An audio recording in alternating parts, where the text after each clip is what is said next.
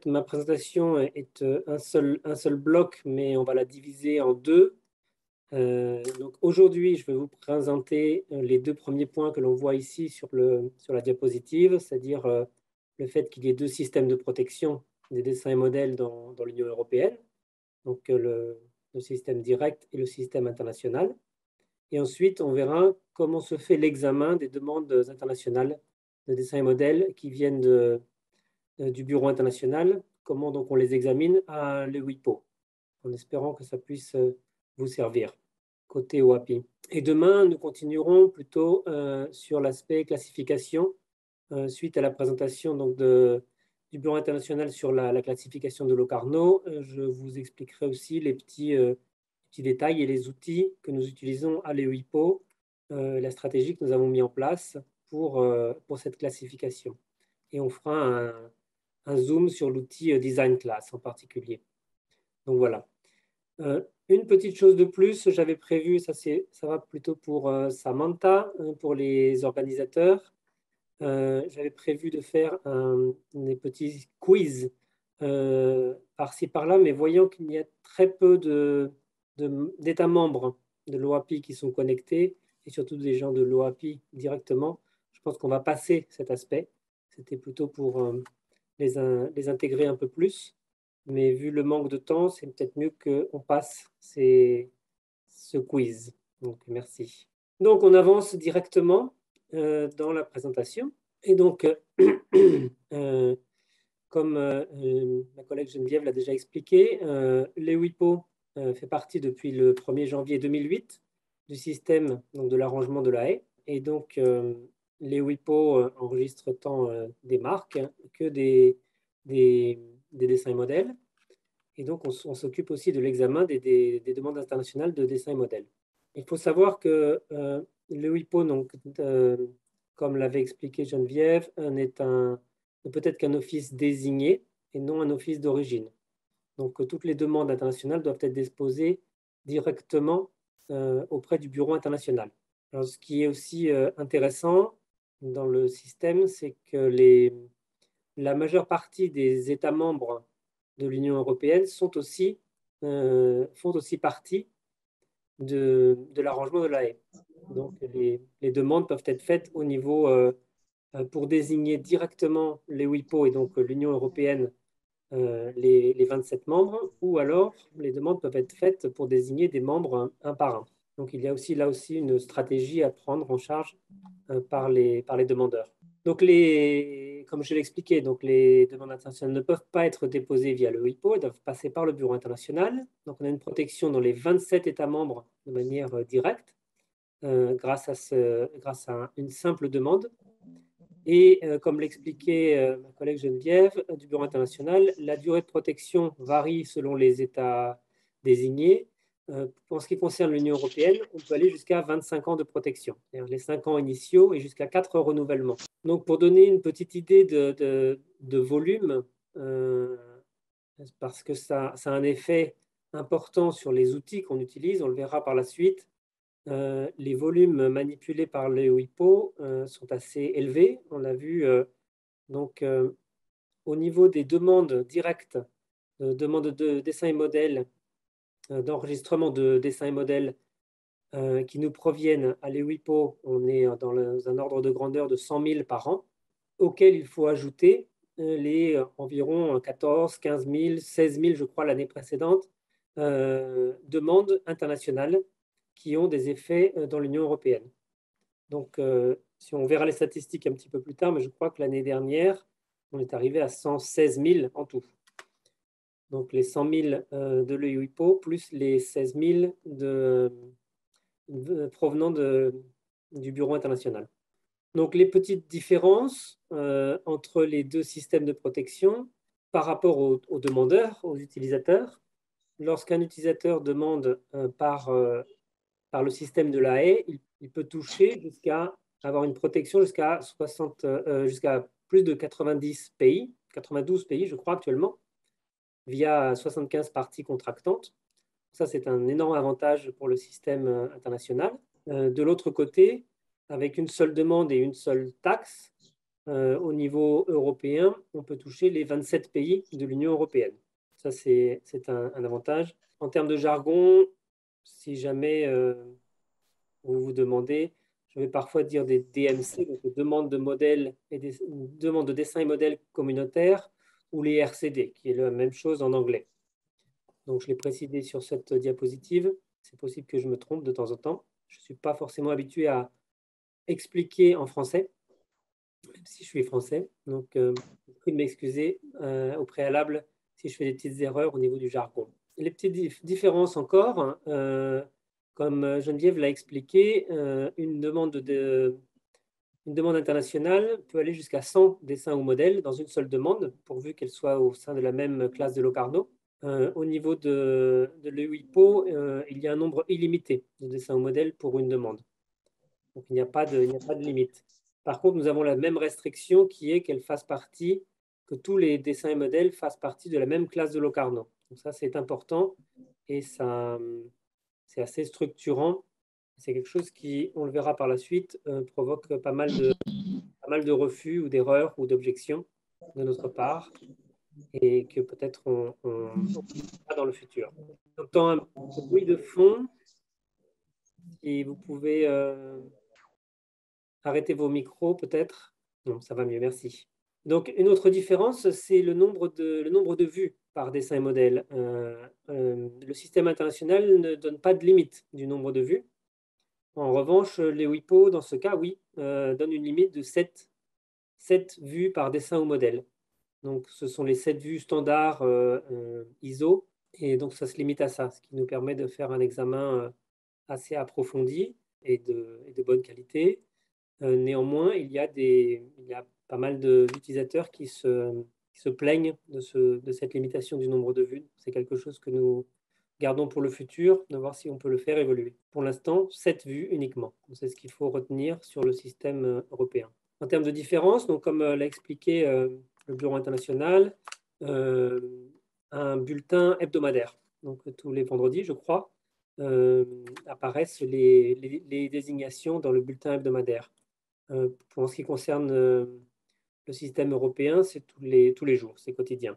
Donc voilà, voilà pour ce qui est un petit peu des généralités sur les deux systèmes qui sont en parallèle au niveau européen.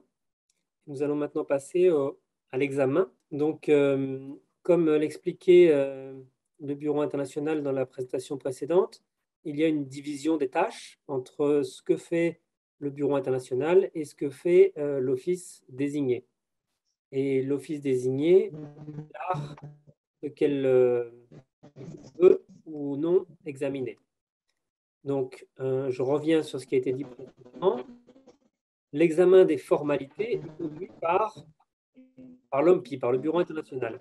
Encore des interférences, un micro. Si vous avez une question, on peut peut-être garder pour la suite, ou sinon, merci de laisser votre micro arrêté, sinon, pas facile de comprendre. Désolé, je préfère arrêter un instant, parce que sinon, c'est un petit peu gênant. Est-ce que vous pourriez arrêter votre micro ou poser la question? Mais là, on n'entend rien du tout, en fait. Donc, comme je le disais, l'examen des formalités est conduit par le Bureau international. De notre côté, les WIPO n'examinent pas les revendications de priorité, ne demandent pas de justification, de documents justificatifs. Et donc, si une chose importante au niveau de l'EWIPO, c'est que nous ne procédons pas à la vérification de la nouveauté et au caractère individuel. Donc ça, c'est quelque chose que nous ne faisons pas en termes d'examen. C'est une différence principale avec d'autres offices. Ça, c'est examiné uniquement dans le cas des demandes de nullité, mais pas dans les demandes initiales. Donc, que fait les WIPO? Et ça, ça peut être consulté directement sur le site du Bureau international dans le traité de La Haye. Les déclarations de l'EUIPO, c'est que l'EUIPO se limite à 2 motifs de refus. Donc, le premier, c'est est-ce que la demande répond bien à la définition d'un dessin ou modèle? Et le deuxième, c'est est-ce que ce dessin ou modèle pourrait être contraire à l'ordre public ou aux bonnes mœurs? Et ça s'arrête là. Donc, c'est un examen qui est assez rapide, on va pouvoir le voir, et ça a une implication entre les volumes qui sont importants et entre guillemets, peu d'examens que nous réalisons nécessitent des outils qui nous permettent de travailler très, très vite. Et on verra un petit peu ce qu'on a choisi et comment nous avons évolué. Ça, c'était pour les demandes internationales de dessin et modèle. Et nous occupons aussi, par ailleurs, des demandes de nullité qui nous proviennent du Bureau international. Donc, nous allons approfondir sur l'examen des demandes internationales. Alors, avant de continuer, je voulais préciser qu'actuellement, de ce que j'ai pu constater, l'OAPI ne procède pas à un examen quant au fond, donc ne fait pas d'examen substantiel. Mais de ce que j'ai entendu précédemment, il est possible que ça change dans le futur. Donc, c'est quelque chose de très intéressant et j'espère que ma présentation pourra apporter quelque chose. Donc, les deux motifs de refus que nous examinons, donc, premièrement, est-ce qu'il s'agit d'un dessin ou modèle? Est-ce que ça correspond à la définition? Donc ça, principalement, ce que ça veut dire, c'est surtout qu'est-ce qui pourrait ne pas correspondre. Donc, dans ce cas-là, en particulier, ce qu'on rejette, ce sont des organismes vivants, par exemple. On ne pourrait pas essayer d'enregistrer une fraise, une pomme de terre, puisque c'est un organisme vivant. Donc, il faut que ce soit une création. Des mots isolés sans police de caractère particulière ne seraient pas non plus seraient rejetés. Des couleurs simples, des idées, des modalités d'utilisation, des concepts uniquement ne seraient pas non plus conformes à la définition d'un dessin ou modèle. Donc voilà un petit peu les choses que l'on refuse. Donc il faut que ça corresponde donc à cette définition de ce qu'est un dessin ou modèle. Nous acceptons, pour répondre à la question précédente, nous acceptons tout ce qui est dans la classe 32 d'ornementation. Mais par contre, nous refusons tout ce qui est organisme vivant, les mots sans fioriture, les couleurs simples, les idées, les concepts, etc. Et la deuxième partie, qui est aussi très importante, c'est tout ce qui est contraire à l'ordre public ou aux bonnes mœurs. Donc là, chaque État et chaque culture est différente sur ce sujet et c'est pour ça que l'EIPO a préféré pouvoir s'exprimer sur ce sujet et pouvoir faire cet examen de manière à contrôler ce qui est déposé au niveau européen. Évidemment, ce n'est pas simple d'avoir un avis qui regroupe des cultures différentes au niveau de 27 États membres, chacun leur culture, sud, nord, est, ouest, nous sommes tous différents. Et néanmoins, nous établissons un certain seuil et on définit, donc comme je l'ai écrit ici, en particulier au niveau des bonnes mœurs, c'est qu'est-ce qui serait blasphématoire, raciste, discriminatoire ou insultant du point de vue d'une personne raisonnable, ayant des seuils moyens de sensibilité et de tolérance. Donc, c'est une définition forcément assez floue, mais avec une jurisprudence qui est là pour nous aider. Donc, on verra l'implication que ça a, un exemple concret au niveau des demandes internationales. Donc, pour continuer sur la procédure d'examen, donc les demandes se font dans les 6 mois à compter de la publication au niveau du Bureau international. Dans les faits, c'est fait dans la semaine, en fait. Chaque semaine, on dédie une journée pour examiner toutes les demandes qui nous proviennent du bulletin hebdomadaire et on essaye de le fermer dans la même semaine. Donc, l'EIPO envoie une confirmation d'octroi de la protection et qui sera acheminée par le Bureau international aux demandeurs. Une caractéristique intéressante et différente des marques, c'est qu'en ce qui concerne les demandes de dessin et modèles internationaux, l'UNICO ne republie pas dans son bulletin les dessins ou modèles communautaires qui ont été enregistrés. Ils apparaissent uniquement au niveau du Bureau international, dans les outils qu'a montré Geneviève précédemment. Donc, on pourra voir ce qui a été déposé. Mais au niveau de l'EIPO, on ne les insère pas dans notre registre. Donc, c'est une particularité un peu étonnante qui suscite des discussions de temps en temps. Chaque année, on revient sur le sujet et il est possible que ça change un jour prochainement. On verra comment notre législation évoluera. Une autre caractéristique intéressante, c'est qu'il n'est pas nécessaire de désigner un représentant ou un mandataire pour désigner les WIPO, même si le demandeur n'est pas sur le territoire. Donc, ce n'est pas une nécessité pour la demande. En revanche, ça peut devenir une nécessité si un motif de refus est invoqué ou en cas d'action en nullité. Donc, de manière à ce que le demandeur puisse se défendre sa demande. Dans ce cas-là, il devra désigner un représentant ou un mandataire.